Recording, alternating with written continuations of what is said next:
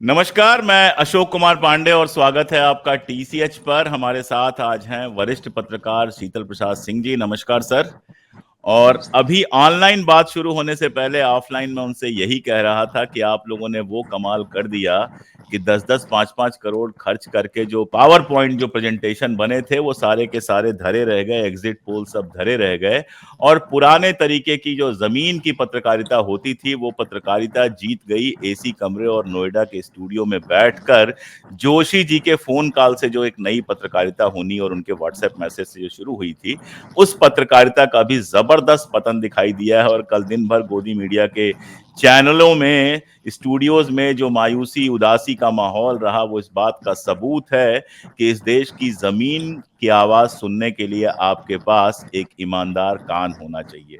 जो हमारे नियमित दर्शक हैं वो जानते हैं कि सिंह साहब ने हमारे चैनल पर और भी बहुत सारी जगहों पर, सत्य हिंदी हो और भी जगह हो, वहां जाकर और जो प्रिडिक्शंस किए थे, मतलब मुझे याद है कि एकदम चलते चलते उन्होंने कहा था कि अनुप्रिया पटेल किसी तरह से निकाल ले जाएंगी और वही देखने में मिला।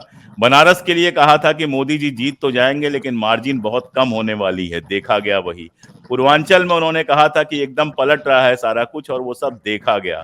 तो सर, सबसे पहले तो बहुत बहुत आभार, धन्यवाद और बधाई आपको भी इस पत्रकारिता की मशाल को जिंदा रखने के लिए। जिस तरह से आप चुनाव में भटकते हैं, मिर्जापुर में आप थे, ये आसान चीज नहीं होती है। कहाँ से मिलती है इतनी प्रेरणा? बस मोदी जी, अकेले मोदी जी से ये सवाल तो नहीं पूछा जाएगा कितनी एनर्जी आती है, अपने साथियों से भी पूछना चाहिए कि इतनी ऊर्जा कहाँ से मिलती है। नहीं नहीं, हम लोग तो सामान्य ढंग से ही पत्रकार बने।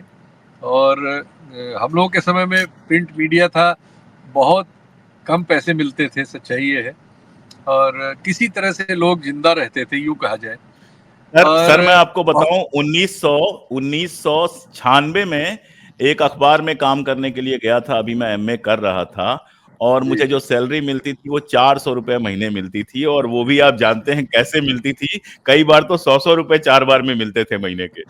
जी जी जी, हम लोगों ने 83 से शुरू किया, मैंने ये काम 1983 से। तो आप समझ सकते हैं उस समय कई बार 70 रुपए, कई बार 120 रुपए, इस तरह से कि लेख वगैरह पे या उन पे मिलते थे।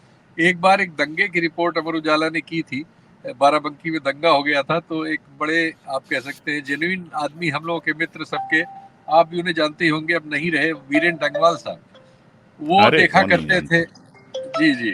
तो डंगवाल साहब ने उस बार मुझे पहली बार शायद 300 या 350 का चेक भिजवाया था और बुलाया था मिलने, पसंद किया था। उसके बाद उन्होंने नौकरी दिलवा दी थी मुझे उसमें। तो उस जमाने में इतने छोटे पैसों में, लेकिन बड़ी मेहनत से हम लोग अपना काम करना सीखे। उसकी वजह से उन कठिनाइयों ने प्रशिक्षित किया, ये कहेंगे। उस समय के जो लोग प्रिंट में संपादक वगैरह थे, तो काफ़ी मेहनत कराते थे डेस्क पे। जैसे उस जमाने में पीटीआई थी, भाषा शुरू नहीं हुआ था, तो अनुवाद करना होता था जो उनके आते थे। तो अनुवाद सीखने को मिला काफ़ी, उसमें नुआंसेस वगैरह मिली। तो मेहनत करना एक उस जमाने में शगल था। बाद में सुविधा आती रही पत्रकारिता में, और पत्रकारिता गायब होना शुरू हुई। और अब जो हाल है जिसका आपने वर्णन किया, वो वही है कि सुविधाएं ही सुविधाएं हैं। और एक तरह से पत्रकारिता ने अपने आप को सुविधाओं के पक्ष में सरेंडर कर दिया है। और वो इस समय जनता के विरुद्ध पत्रकारिता नाम की एक चीज हो रही है, जिसे पत्रकारिता कैसे कहा जा सकता है। एक सवाल लगातार उठाया जा रहा है कि मोदी जी अकेले 240 सीट लेके आए, इंडिया गठबंधन एनडीए से पीछे है, पूरा इंडिया गठबंधन मिलकर 240 सीट नहीं ले पाया। फिर इसकी खुशी क्यों मनाई जा रही है? इसमें जीत कहाँ है? नहीं नहीं, खुशी नहीं बनी है। आपने देखिए, अगर मोदी जी का वो शाम वाला शो छोड़ दीजिए, तो उनके दफ्तर में मायूसी छाई हुई थी। कोई इस तरह की हल्ला गुल्ला वो सब नहीं हो रहा था। एक आध जगह प्रायोजित करने की कोशिश की गई, बनारस वगैरह में, उसमें 10 आदमी भी नहीं थे। कोई जोश नहीं था, सबका चेहरा उतरा हुआ था।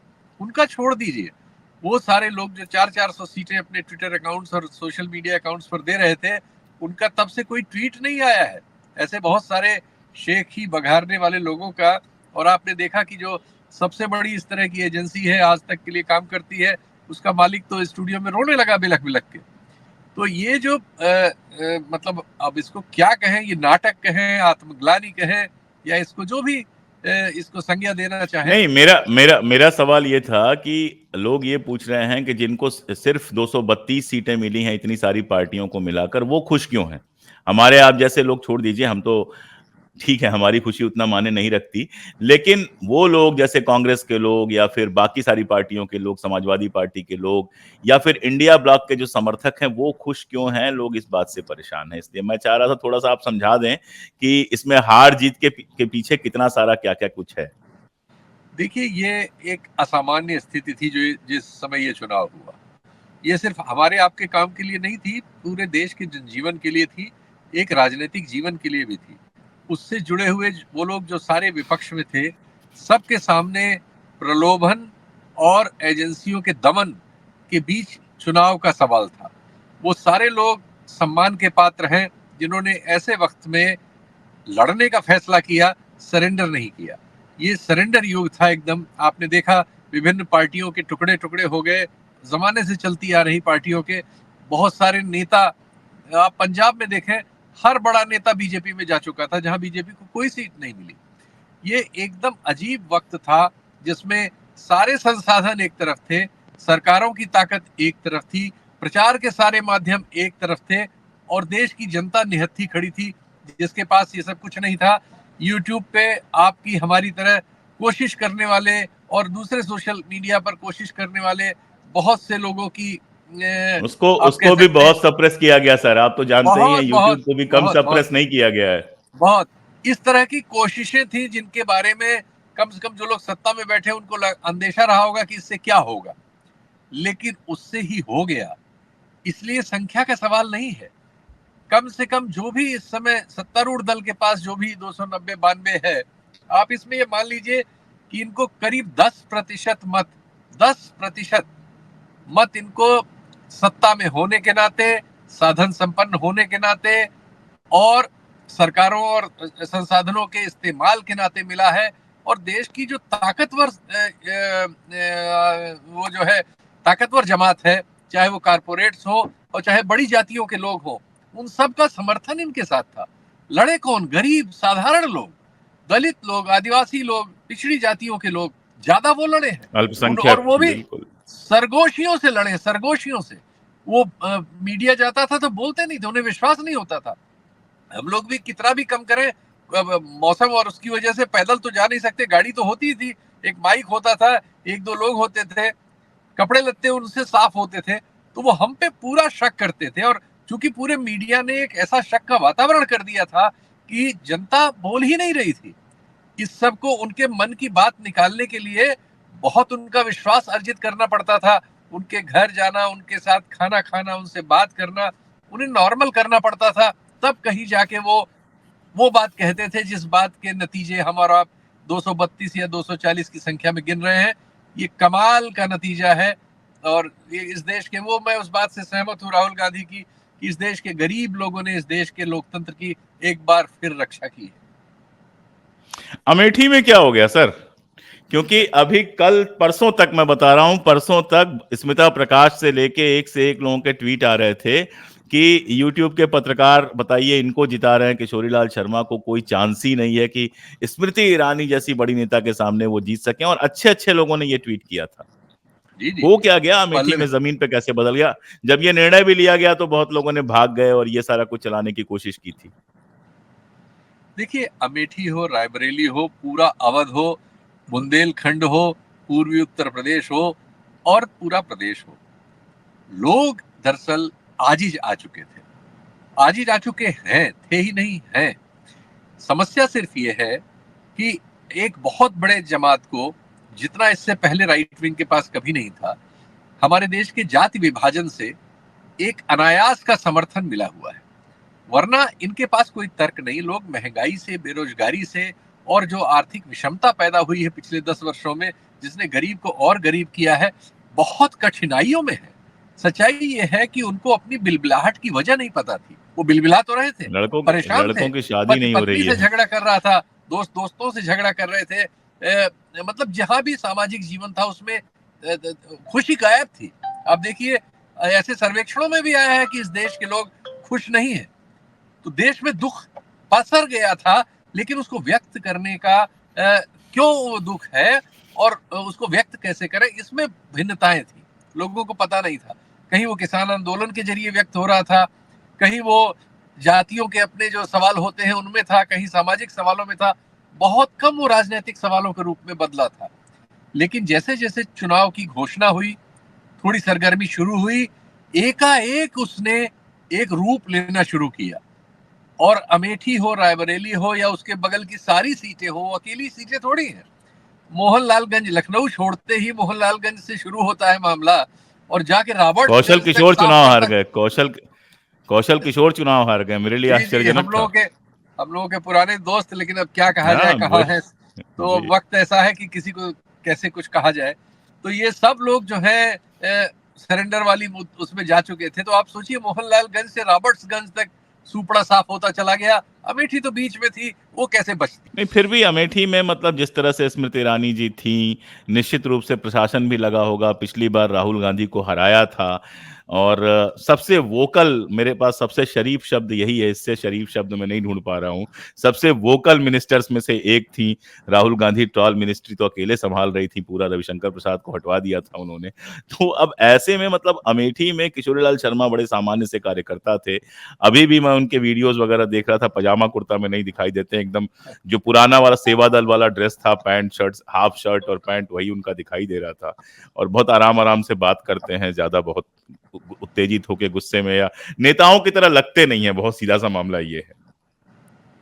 नहीं नहीं, वो बहुत ही, आप कह सकते हैं, जो लोग कांग्रेस पार्टी को और अमेठी को जानते हैं वो जानते होंगे कि 35-40 साल से अमेठी और रायबरेली को में एक ही नाम सबसे पॉपुलर था कार्यकर्ताओं के बीच और साधारण लोगों के बीच, उसका नाम है केएल शर्मा। सब लोग अमेठी वगैरह से चलते थे। तो यहाँ दफ्तर खुला था इन लोगों का, जब राहुल गांधी जब जब सांसद और वहां से रहे, तो एक दफ्तर होता था अमेठी वालों के लिए, रायबरेली वालों के लिए, जो वहां से आए हुए लोगों की जैसे दवा दारू या अन्य छोटी समस्याओं के लिए यहाँ मदद करता था। तो यहाँ रेगुलर बैठने वालों में एक ही नाम होता था, उसका नाम है केएल शर्मा। तो मैं तो चूंकि वहां बहुत कवरेज में जाता रहा हूं, तो एक जमाने से जानता हूं कि केएल शर्मा या केएल शॉर्ट फॉर्म में सभी लोगों के लिए एक मतलब एक्सेस पॉइंट थे गांधी परिवार के लिए। और इसलिए उनको लोग वहां तो जानते ही थे। जो दिल्ली वगैरह में पत्रकार बैठे हैं वो इस तरह से पत्रकार मुखी नहीं थे, न कभी उन्होंने पब्लिसिटी पे अपना कोई ध्यान दिया, इसलिए वो उनके बारे में एक सामान्य स्लैंग आ गया था, जिसका कल राहुल गांधी ने सही खंडन किया कि उनको उनका नौकर वगैरह बताने की कोशिश, उनका पीए बताने की कोशिश हुई। लेकिन वो एक राजनीतिक आदमी है एक्चुअली, लुधियाना के रहने वाले तो हिमाचल प्रदेश के हैं, लुधियाना में बस गए हैं और कांग्रेस पार्टी में काम कर रहे हैं। एक जमाने से कांग्रेस पार्टी ने उनको अमेठी रायबरेली में नियुक्त किया और वो नियुक्ति के साथ ही वो वहीं के हो गए और अब देखिए वहां सांसद भी चुन लिए गए। इसलिए दिल्ली के पत्रकारों के लिए वो अपरिचित रहे, भले रहे हो, अमेठी या रायबरेली के लिए वो अपरिचित नहीं थे, बल्कि किसी भी दूसरे से बहुत ज्यादा परिचित थे और उस पूरे जियोग्राफी को और उस पूरे सोशल स्ट्रक्चर को किसी भी दूसरे से बहुत ठीक ठाक ढंग से जानते हैं। और बनारस में जो 1.5 लाख रह गया, मतलब 10 लाख की इस बार घोषणा थी, 1.5 लाख रह गया। अजय अजय राय का मैंने इंटरव्यू किया था, अजय राय से बातचीत की थी मैंने, तो नेचुरली वो तो कॉन्फिडेंस में नजर आएंगे ही, आदमी कहता ही है। लेकिन मुझे भी भरोसा नहीं हो रहा था कि इस तरह की टक्कर हो पाएगी, क्योंकि मैं इस बार जा नहीं पाया उस इलाके में। लेकिन मात्र 1,50,000 से जीतना, और ये तब जब 6-7 राज्यपाल लगे हों, जाने कितने मिनिस्टर लगे थे, और चाणक्य जिनको कहा जाता है अमित शाह, वो वहां पे जाके बैठे हुए थे। और जाहिर तौर पे प्रशासन का क्या रवैया रहा होगा वो सोचने बताने की जरूरत नहीं है। मात्र 1.5 लाख। मैं आपको बताऊं अशोक जी, ये बहुत जरूरी भी है अब तो कह देना। पहले 15 दिन की सरगोशियां सोशल मीडिया और सब पर ये थी कि अजय राय को खरीद लिया गया है, अजय राय बिल्कुल, मैं चुनाव से जानता हूँ। पहले। हाँ, आपको पता है तो अच्छी बात है। ये सब 15 दिन तक था और मैं, चलिए उनको अब कुछ कहना ठीक नहीं है, लेकिन ये सच है कि शुरुआत में उनका प्रचार बिल्कुल अज्ञात की स्थिति में था। और वहां आप जान ही रहे हैं कि बहुत सारे जो निर्दलीय वगैरह लड़ने गए थे, वो कॉमेडियन है श्याम रंगीला, उन सब लोगों को तो नॉमिनेशन भी नहीं करने दिया गया। वहां के बारे में तो कम से कम बीजेपी और उसका हाई कमान ये मान के चलता था कि वो आराम से 4-5 लाख से 6 लाख से जीत जाएगा। लेकिन परिस्थितियां वहां ये थी कि अगर विपक्ष ने उस सीट को इस बार गंभीरता से लिया होता तो हो सकता है जो राहुल गांधी के लिए पिछले चुनाव में अमेठी साबित हुआ, बनारस भी वैसा कर सकता था। अब मैं ये कह सकता हूं, अब मेरे पास चूंकि नतीजे हैं और मैं उस गुस्से को देख रहा हूं जो बिना किसी मेहनत, बिना किसी ठीक से प्रचार के आया है, और उसने कम से कम हम लोगों के अनुमान को ठीक साबित किया है, जिसका आपने जिक्र भी किया। ये तो हम जान ही रहे थे कि वहां मत प्रतिशत में गिरावट होने जा रही है और वहां पर विपक्ष के मत बढ़ रहे हैं, लेकिन हमारे अनुमान से भी कुछ प्रतिशत आगे का नतीजा आया है। तो ये संकेत देता है कि अगर विपक्ष ने इस चुनाव को उस गंभीरता से लिया होता जैसा वो सीट डिमांड करती थी, तो पता नहीं क्या इसका नतीजा होता। एक आखिरी बात की, क्या लग रहा है सरकार बनने की क्या संभावनाएं आपको लग रही हैं, और आपके विचार से इन लोगों को सरकार बनाने की कोशिश करनी चाहिए या विपक्ष में बैठना चाहिए? देखिए, मैं उन राजनीतिक दलों के फैसले पर क्या जा सकता हूं, जब वो कोई फैसला लेंगे तो उसके बारे में कहूंगा, लेकिन एक नागरिक के तौर पर मुझे लगता है कि अगर इन्हें बहुमत नहीं मिला है, लेकिन बहुमत के पास तक इन्हें पहुंचा दिया है जनता ने, तो इन्हें जनता के बीच रहना चाहिए। अब ये इनके पास बहुत अच्छी ताकत है। लीडर अपोजिशन ये 2 बार से नहीं हो पा रहे थे।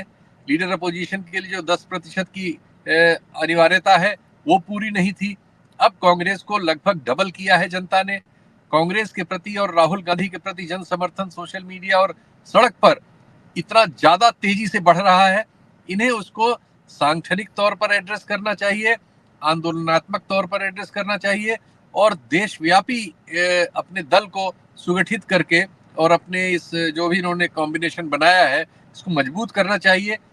ऑटोमेटिकली कुछ चीजें हो जाती हैं कि वहां से लोग असंतुष्ट होकर इनके पास आते हैं, वो ठीक है, लेकिन इनको कम से कम उस तरह की हॉर्स ट्रेडिंग वगैरह में मशगूल अगर ये न दिखें, तो ये देश की जो चूंकि है कि ये मॉरल विक्ट्री हुई है जनता की। मोदी जी के आप कह सकते हैं, जिनको बहुत तरह के शब्दों से आजकल लोग परिभाषित दुनिया में और भारत में भी करते हैं, उस स्वरूप का जनता ने प्रतिकार किया है और उनको सबक दिया है। तो दोनों के लिए सबक है कि दो लोग इस तरह की चीज पसंद नहीं करते कि पार्टियां तोड़ दीजिए, पार्टियों की सिंबल छीन लीजिए, नेताओं को जेल में डाल दीजिए, एजेंसियों से प्रताड़ित कराइए, पत्रकारों को खरीद लीजिए, और जो पत्रकार कहीं कुछ बोले वाले हैं उनको भी जेल में डाल दीजिए, जनता को भी, जनता का जो भी किसी के रूप से प्रतिनिधित्व करते हो उनको सबको प्रताड़ित कीजिए। इसको लोगों ने पसंद नहीं किया। नतीजा ये बता रहा है कि आप कितनी ही शेखी बघारें, लेकिन आपके जो कारनामे हैं वो जनता ने स्वीकार नहीं किया है। तो इस अस्वीकार्यता को एक राजनीतिक स्वर देना, ये इस समय ये 232-40 सीट जो जीत के आया है इंडिया गठबंधन, ये इसकी जिम्मेदारी है।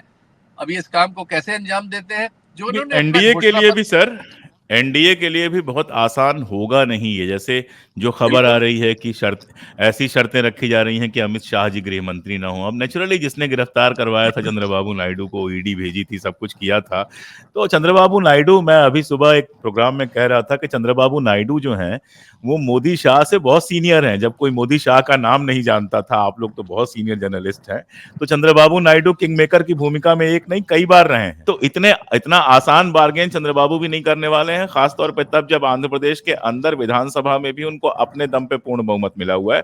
उनको किसी की जरूरत नहीं है, वाईएसआर लगभग साफ हो चुके हैं। और नीतीश कुमार तो मतलब इस देश पे नीतीश कुमार और शरद पवार की माइंड रीडिंग जो कर ले, सिर्फ उसी को माइंड रीडर कहना चाहिए, और कोई माइंड रीडर कहलाने का अधिकारी नहीं है। तो नीतीश कुमार भी पटना से चले हैं तेजस्वी यादव के आगे बैठ के। अब वो किस दफ्तर में सुबह जाएंगे, किस दफ्तर में दोपहर जाएंगे और शाम तक किस दफ्तर में पाए जाएंगे, ये कोई नहीं जानता है। इसके अलावा जो छोटी छोटी पार्टियां हैं, 2 पार्टी वाली अजीत सिंह की पार्टी, अजीत सिंह क्या, अब उनके बेटे की पार्टी है, उनको चवन्नी कहना अच्छा नहीं लगता है, लेकिन उन्होंने खुद ही कहा था कि चवन्नी नहीं हूं, पलट जाऊंगा। तो जयंत चौधरी कह ही चुके हैं, दो दो आदमी की पार्टी उनकी है। एक एक आदमी की मैं देख रहा था जो लिस्ट है, एक एक आदमी का तो कोई भरोसा ही नहीं होता, इधर से उधर, उधर से इधर जाने में कितना टाइम लगता है। और सिर्फ पैसा ही नहीं होता है, बहुत सारी चीजें होती हैं। आपने जिस तरह से, इस शब्द का उपयोग अच्छा नहीं है, लेकिन जिस तरह से गुंडई से सरकार चलाई है, मोदी जी ने कभी भी गठबंधन में कोई सरकार नहीं चलाई है। तो बहुत सारे पीड़ित अंदर भी होते हैं। अब अंदर वालों के साथ एंटी डिफेक्शन लॉ है, लेकिन बाहर वालों के साथ कोई एंटी डिफेक्शन लॉ तो है नहीं।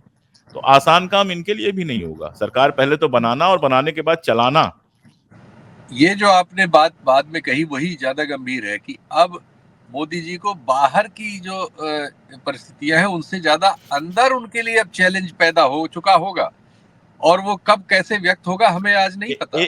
एक सेकंड रोकू। राजनाथ सिंह का पूरा एक स्टेटस आया ट्विटर पर, ट्वीट आया, लंबा ट्वीट आया, और उसमें मोदी जी का नाम नहीं है, सिर्फ जेपी नड्डा को ट्वीट कर दिया गया, वो अटैक कर दिया गया। यह आश्चर्यजनक है। तो मैं यही कह रहा हूं कि हमें नहीं पता अभी चीजें कैसे अनफोल्ड होंगी, क्योंकि अभी तक मोदी जी इतना फॉर्मिडेबल पावर सेंटर बने हुए थे कि जिनके बारे में अनुमान उसी तरह के लगते थे जैसे हमारे एग्जिट पोल वालों ने किन प्रलोभनों या किन दबावों के चलते लगाए, और उनके समर्थक भी उनको इसी तरह से इनविंसिबल मानते थे। अब जब वो चुनाव हार गए, वो तो चुनाव हार गए, उसमें कोई शक नहीं, क्योंकि उन्होंने जो दावा किया उस दावे से वो करीब 70 उधर और 60 इधर, यानी 150 के आसपास। 130 सीट कम है। तो इसको इससे बड़ी हार और क्या हो सकती है, ये माने या ना माने। तो वो जो परिस्थिति है उसको सारे उनके जो नीचे लोग हैं पार्टी के और संगठनों के और इस पूरे राइट विंग के इस आंदोलन के पीछे जो आरएसएस नाम की एक शक्ति है, उस सब में पुनर्विचार बहुत तरह के हो रहे होंगे। उनसे क्या चीजें जन्म लेंगी भविष्य में हमें नहीं पता, वो आने वाले दिन उसको अनफोल्ड करेंगे। हम लोग तो एक रिपोर्टर की तरह से उसको भी दर्ज करेंगे, लेकिन ये संभावनाएं अब बिल्कुल इनके लिए आप कह सकते हैं कि जमीन तैयार है, खाद मिट्टी पड़ गई है, सिंचाई हो गई है। कब उसमें क्या उगता है ये भविष्य में नजर आएगा। अब उसमें हल चलता है या बुलडोजर चलता है, ये भी देखने वाली बात होगी। कांग्रेस का एक एकदम एकदम। प्रचार आया था इस बार कांग्रेस ने वीडियोस बड़े सुंदर बनवाए थे। जो भी उनके वीडियो बना रहा था, एक प्रचार बहुत आया बहुत। था जिसमें एक बड़ा सा गुब्बारा है और एक बच्चा जो है उसको अपनी उंगली से फोड़ देता है, और वो जी उंगली मतदान वाली उंगली थी, वो सब लोग समझ रहे थे। जी जी। तो इस बार दरअसल क्या हुआ है, हार जीत को आप छोड़ दीजिए, हम लोग अर्थशास्त्र के विद्यार्थी रहे हैं, सांख्यिकी के विद्यार्थी रहे हैं, तो असामान्य परिस्थितियों में परिभाषाएं बदल जाती हैं। जी अगर जी। पिछले साल बाढ़ आ गई है या ऐसा कुछ हो गया है या कोविड आ गया था, तो उससे अगले साल की आप तुलना नहीं कर सकते, क्योंकि वो एक असामान्य साल था। तो जी उसी तरह से इस असामान्य स्थितियों में, जैसा सर बता रहे थे, जीत हार को उस तरह से हम नहीं देख सकते जैसा 2014 में, 9 में, 4 में या 19 में हम देख रहे थे।